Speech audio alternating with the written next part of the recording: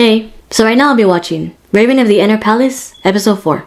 I'm really interested to see what happens in this episode, especially since at the end of the last episode, after the ending song, the Emperor asks for more information on the Raven consort. So he's looking into her, and I want to know why. Does he distrust her or something? Cause I find that a little bit strange, why would you look into the Raven consort? I mean, not that he can't do that, but I'm just curious, why would you look into her? I think it's pretty clear that he likes her, or he's at least interested in her. So maybe this is a good thing, but they kind of made it seem like it was a bad thing, or at least something of concern. So I'm curious to see if that's answered in this episode. Although judging by the title, The Skyline Princess, it'll probably be about another consort asking for her help. There's also one more thing I'm curious about in this episode, which I don't know when we might even see that, if we'll ever see that. Because typically with most animes, the characters that I end up really liking have long hair. And this to me is one of the few times I end up liking a character who has short hair. Although, now that I had a closer look at the Emperor, and considering that this is set in ancient China, I'm willing to bet that his top knot has a good bit of his hair in it. So if he were ever to take that off, he would have long hair, so I really want to see that if that's the case. Because I'm used to seeing him with short hair, and I want to see what he looks like if he has long hair. I mean, I could be wrong, he might not have that much hair in the top knot, or any at all, although that's typically what it's used for. Now into the episode. Okay, I was wrong, it's Skylark Princess. Like Chip Skylark from the Fairly Odd Parents?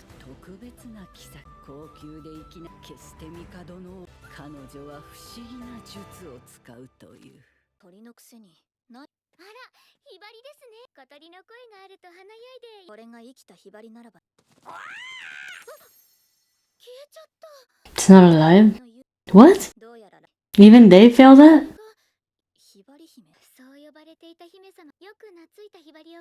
Has she passed? Okay.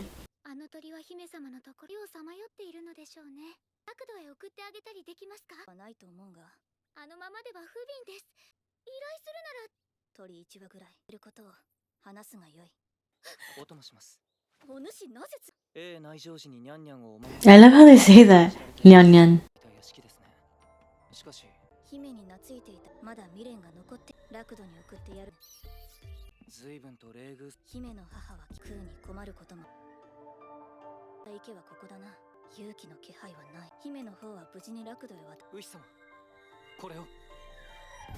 Somebody still honors her. Well, that's not creepy.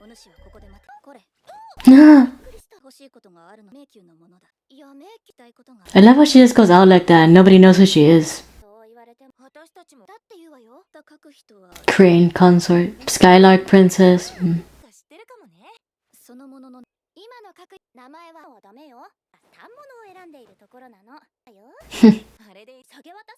Oh.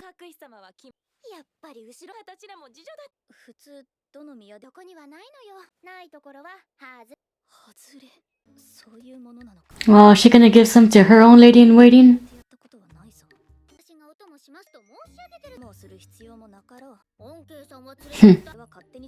That's true. That's also true.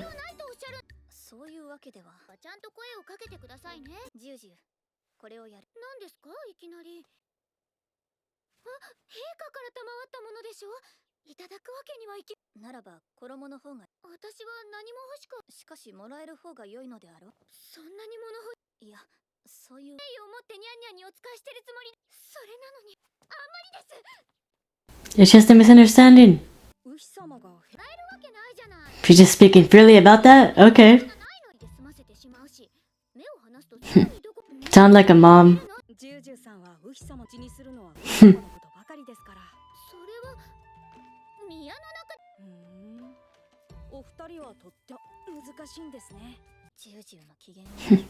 Juju.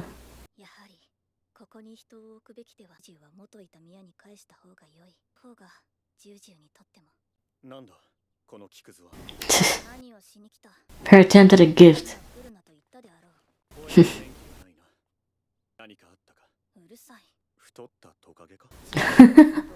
Yeah, that's what I thought it should have been. Would he care if it was for a man? I take it he knows how to do it. Well, the princess did say he was good with his hands.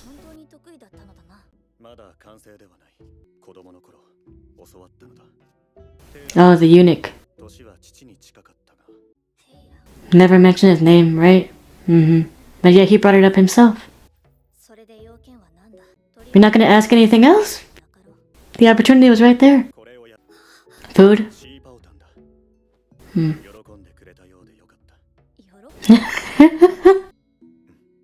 どうした？意見を聞きたいことがあるのだが、お主は衛星に物か。衛星は喜んでいたと思う。一生の宝。Well, did he really say his actual thoughts though? 何があった？話。 She's a lot more open with him now. That took a while. 理由がわか。貸品を目当てに大方に触ったのだろう。そうなのか？だったらそう思う。 Right? That's what I'm saying. No communication. かけているとない真似はしないことだ。それに。Hmm. Like him. Right? Right. 何故？人の送り。 Oh. Yeah, that was a bit, yeah. That's also what he said though. へりくつを申すな。呪説。琥珀。あれはしまってあるが。そうか。あれだけは人にやって。 Why not? ランが作ったものだから。 Oh shit. あれは証だ。私はそなたを殺さぬという。 Wow. そなたが持っていてくれ。物をくれた。 Yeah. わからない。 Yeah, you do know. You like her. Just admit it. 来るまでに仕上げておく。それから。次女なら次女。 Hmm. また来る。 My god, he's gonna carve it for her. My god. Just give her food, he said, just like he gives her food. にございます。病で伏せていいようです。してご用。 Info on the Raven console, right? 申されました。ウレンニャンニャンを待って詳しいだろう。先ほどもお話。ウヒは別物。 Hmm. ウヒについて。では。 Chinese creation story. すべてを得られるとはどういう意味だ。私も知らない秘密があるのとはウヒにお尋ね。 Just means you don't mix, man. そういえばを払うと申します。られてはいかがでしょう。この色が。 He's not sleeping? タムケの花か。私はウヒだ。お主を待っていた。私を患っておるの。咳が。 Allergies, maybe? ご用という。How does she do that? ひばりの勇気だ。知っているか？はい。姫様に出てお礼をラクドへと送ってやりたい。そのために姫のことを親しかったのだろう。私はあの方を一人。 Was this gonna be like Anohana? She saw it happen, but she didn't help? Did she push her in? G を頼むには皇太后様の元気な時には She wouldn't give it. 花を育てていらっしゃる。私も時々お手伝いすることもありました。姫様は私に優しくしてくださいました。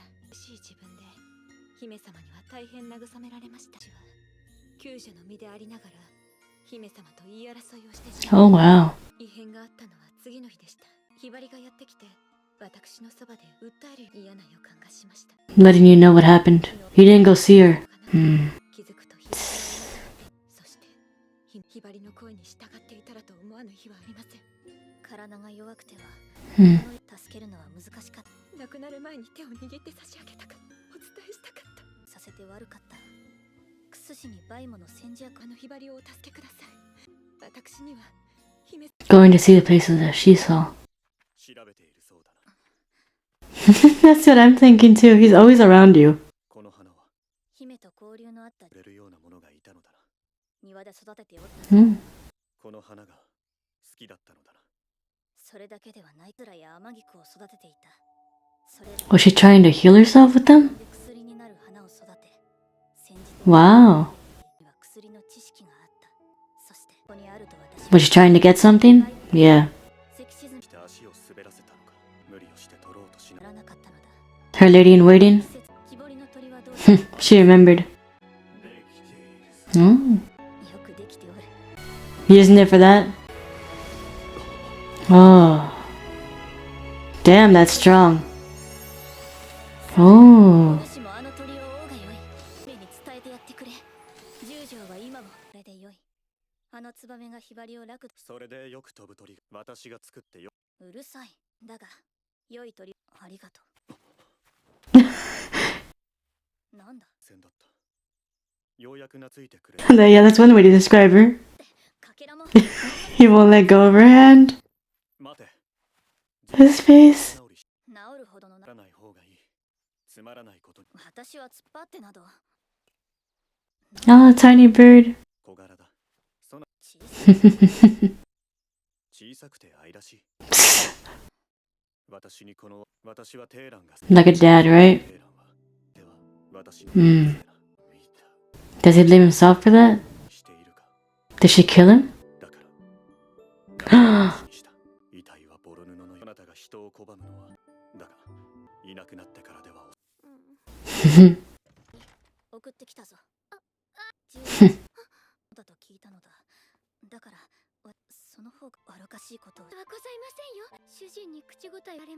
Yeah, I thought she would. Yeah, she would have, but not for that reason.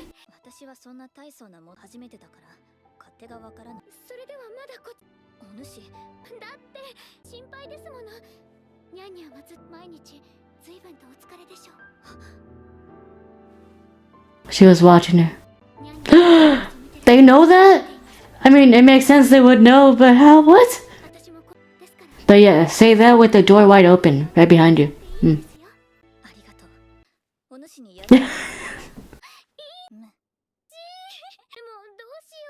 Share it with her. Get it all together. Does she ever talk?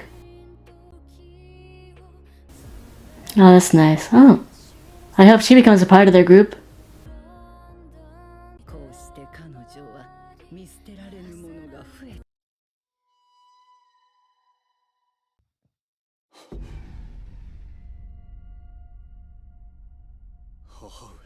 Oh.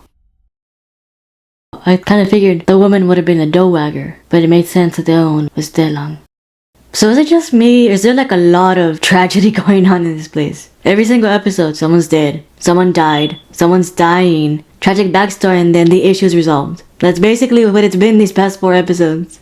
But it is interesting to see the small connection that they both share, because both the Raven Consort and the Emperor have seen somebody close to them die. The Raven Consort mother being beaten and killed. The Emperor himself, when he was just a little prince, he saw what remained of his father figure's body. And I say father figure because I think it's pretty clear that the Emperor being who he is, well the previous one, he wouldn't have been around much. Because 1, he's the Emperor, and 2, he's the father, and constantly being around their children isn't something they really do. They just had them, disciplined them when they had to, and that was it. Especially in these cases when it's a king or an emperor, you have a whole bunch of responsibilities besides your own kid. Having a kid is a whole point if you're an emperor, because you have to have an heir. So of course he wouldn't really be around him a lot. His mother would have been more of a focal point, especially since she wasn't an empress. She was just a concubine.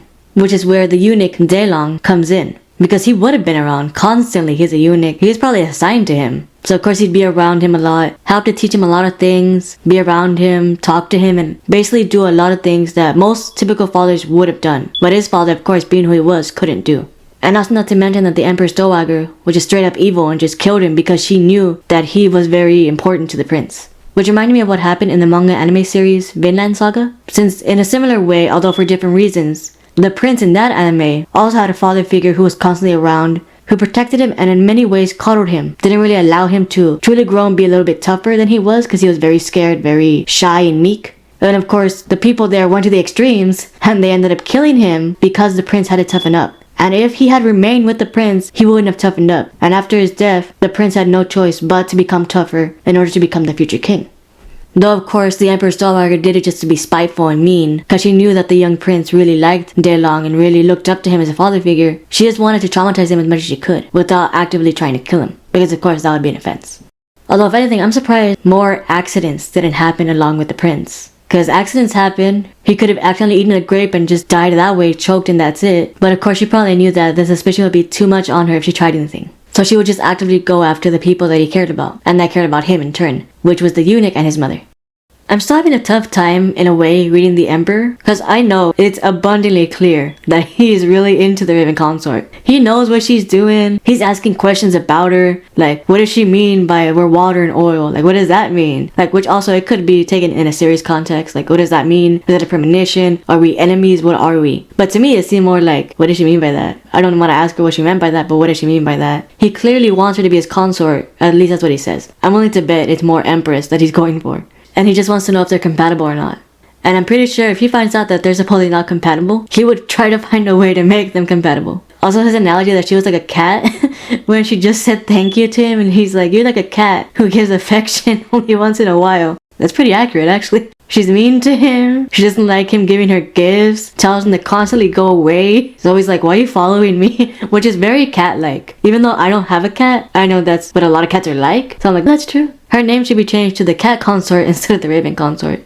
I also figured that he would be upset when he found out that she tried to give away his gift to her lady-in-waiting. Not because she tried to give it to somebody beneath her status, but mainly because he was like, hey, I gave that to you. Why'd you give it away? And then she brought up a good point though. She said, you said I could throw it away. And he's like, yeah, but that's not what I meant though. Like, it doesn't mean you can give it away. But I'm like, she has a point though. You told her you can throw it away if you don't want. How is that different from giving it away? Oh, and also, I don't know if I'm just projecting or really hoping or not, but I sensed maybe, a small hint of possible jealousy when he asked her, oh, like, what are you making? And she's like, oh, it's none of your business. He's like, you're making it for somebody? And I'm just like, what would have happened if she said yes? Like, what would happen if she, just for the hell of it, just said, oh yeah, it's for your guard right there. Or it's for the guy who's always following me. Like, what would he say to that? What would his reaction have been? Would he have been upset? Would he be thinking that his own people are rivals now to her? Which to me, in a way, seems a little bit selfish. Because he has a bunch of concubines. And he even said he visits them just enough so that they don't complain. Which to me means that yes, he's sleeping with them. So why is it that he can just go around and sleep with the concubines and whatever, and yet she can't have just one person that she likes? That's not him. But I don't know, that's just me. His usual personality and attitude towards the Raven Consort is very similar to Prince Christopher from the light novel, manga, and anime series, Bibliophile Princess. Since they always like to be around them, they're not shy at all to display any amount of affection to them, even when they're around other people. Because in this episode, he didn't want to let go of her hand. And I'm like, dude, let go of her hand. It was pretty funny, but I was like, man, you're outside. Your guard is watching you. Why would you just do that? You know she doesn't like that. Or at least she's playing hard to get or whatever. Like, why would you want to embarrass her like that? But it does say something to me, like, he likes her so much he doesn't care who sees. Which is nice in a way, but I kind of also wish that at one point, hopefully, she starts to reciprocate. Not because he's like super insistent, and yeah, he doesn't take no for an answer when she tells him to stop visiting her. Because I don't like that trope generally when they're very, very pushy, and finally they wear them down enough where they're like, okay, fine, I'll give you a chance. Which, yeah, could be said for Prince Christopher and for the Emperor, because that's kind of what they do. But I think it's also because they know that deep down, their respective partner that they want does like them. They don't outright hate them, because I'm pretty sure if they thought they outright hated them, they would leave them alone. But they know that they can tease them enough, and really nothing would come of that, because it's just teasing. And also, what is it with the theme of everybody being called some kind of bird? Like, it's the Raven Consort, the Skylark Princess, the Crane Consort. All of them are birds, save for the Flower Princess. But like, why the theme of birds? Did the Emperor choose that? Is it just how it always is? Because apparently, there was a previous Crane Consort, and now there's a new one.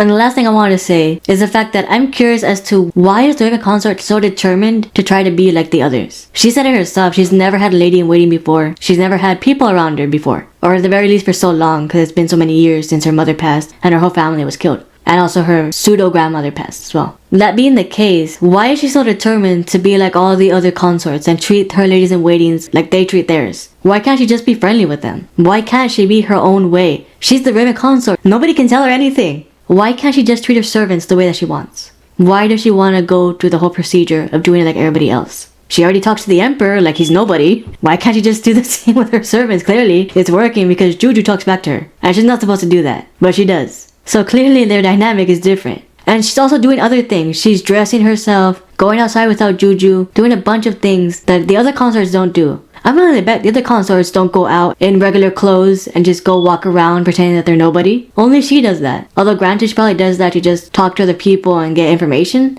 She does everything differently. Why does she want to do this one thing just like everybody else? She should just keep doing what she's doing and just not care that it's not the normal protocol. She hasn't cared so far about the other things. Why does she care about this? So with all that being said, I can't wait to see what happens in the next episode.